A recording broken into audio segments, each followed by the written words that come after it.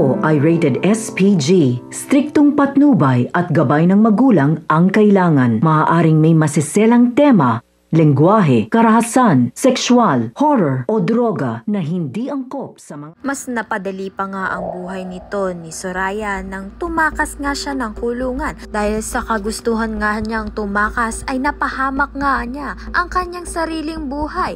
Dahil nabagsakan nga siya ng mabigat na bakal dahilan nga ng pagbagsak niya at duguan na nga siya nang makita nito ni Mayumi at ni Ikit. Karma na rin siguro ito kay Soraya dahil sinira nga niya ang resort nga nito nila Mayumi dahil inutusan nga niya ang mga kasamahan niya na pagbabarilin nga ang resort. Kaya naman nga dahil dito ay bumalik nga sa kanya ang kamalasan. Samantalang nawawala naman nga itong si Angela. Ngunit pasasaan pa ay mahuhuli rin nga siya ng mga kapulisan at siya na nga mismo ang magbabayad ng mga kasamaang ginawa ng kanyang ina na si Rika at ng kanyang tiyahin na si Soraya dahil malaking posibilidad na patay na nga itong si Soraya dahil sa malaking bakal nga na bumagsak sa kanya. Sa kabilang banda naman nga patuloy pa rin nga itong si Mayumi sa paghahanap nga dito kay Ikit at magkakasalisihan nga sila dahil dumalaw nga itong si Mayumi sa dating tirahan nga nito nila Ikit kung saan nga dumalaw rin itong si Ikit at hindi nga sila nagkasabay.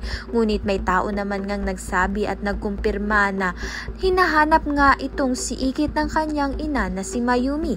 Kaya naman nga't yan at iba pa ang dapat nating pakaabangan. Maraming salamat sa iyong panonood.